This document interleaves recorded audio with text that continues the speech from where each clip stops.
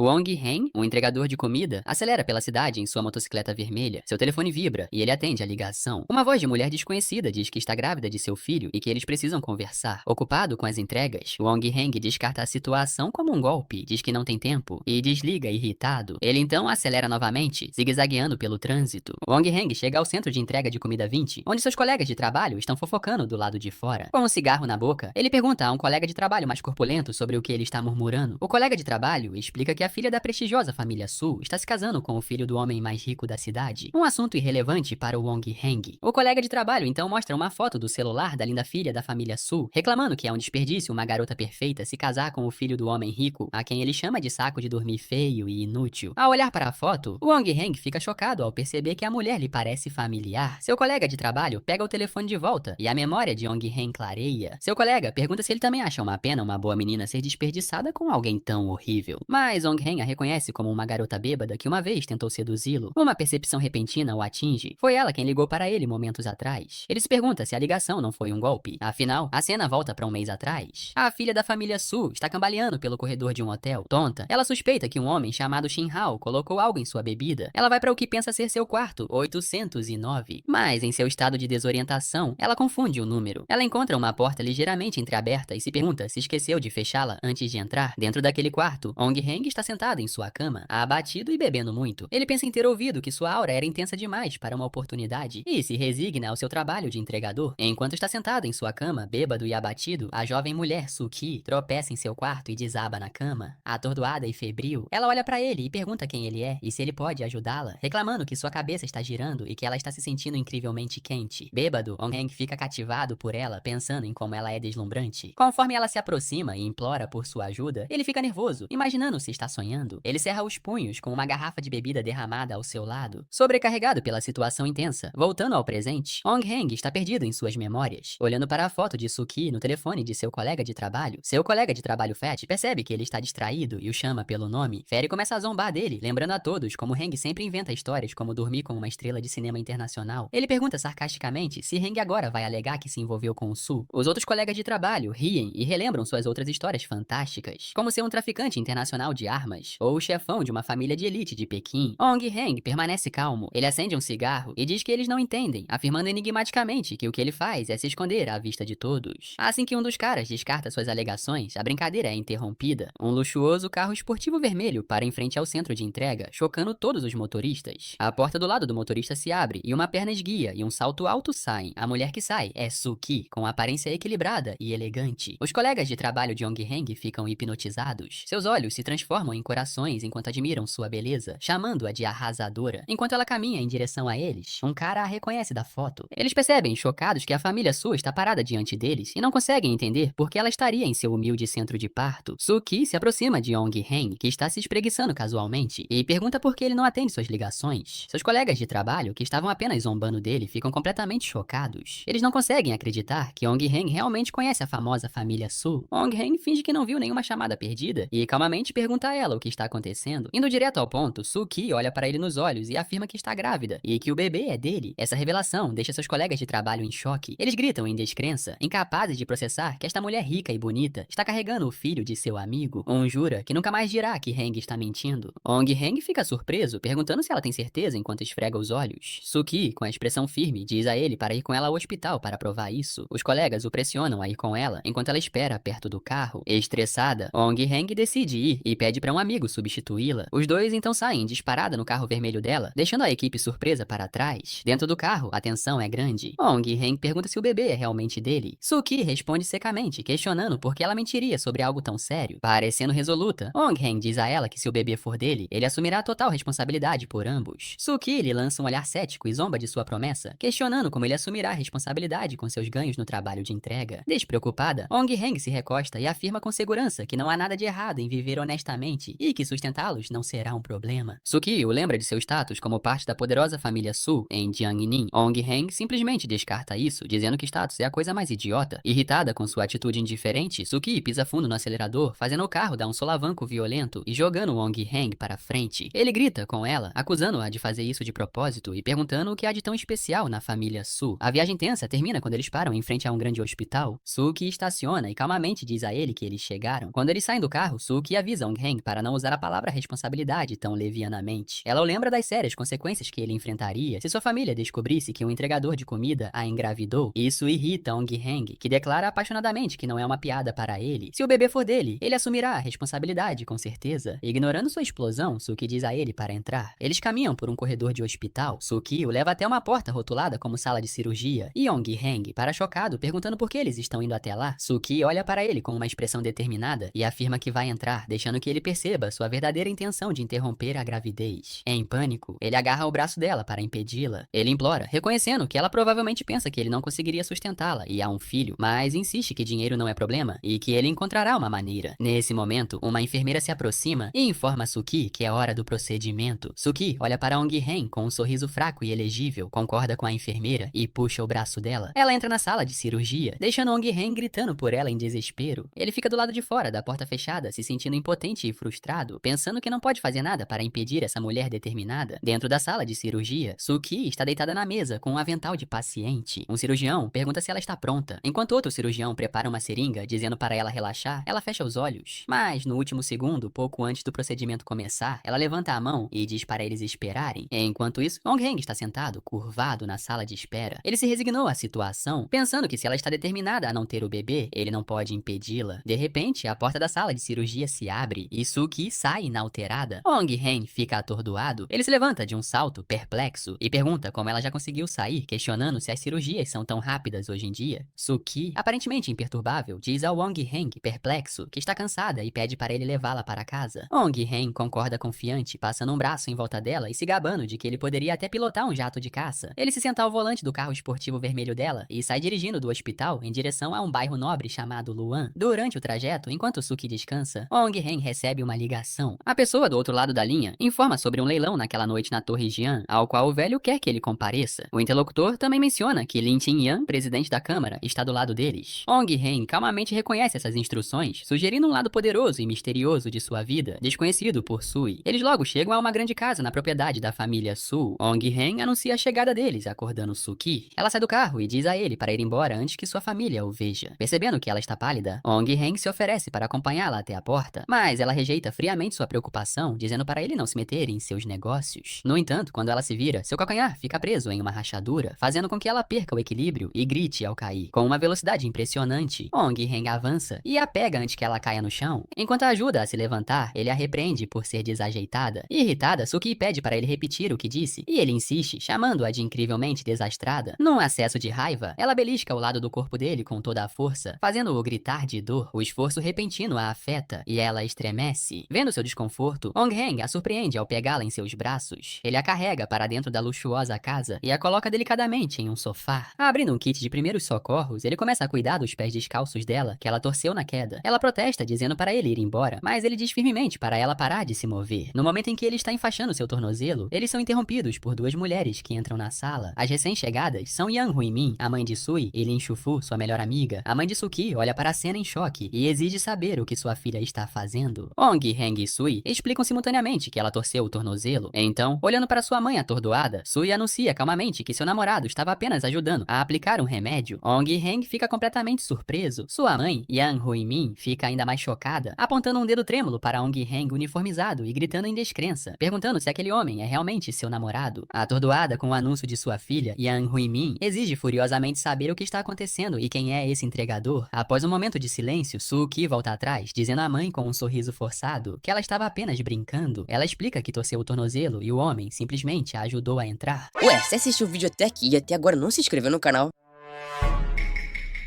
Que isso, mano, você tá vacilando, hein? Bora, meu filho, se inscreve aí pra gente bater 100k de inscrito. Vai me deixar muito felizinho, hein?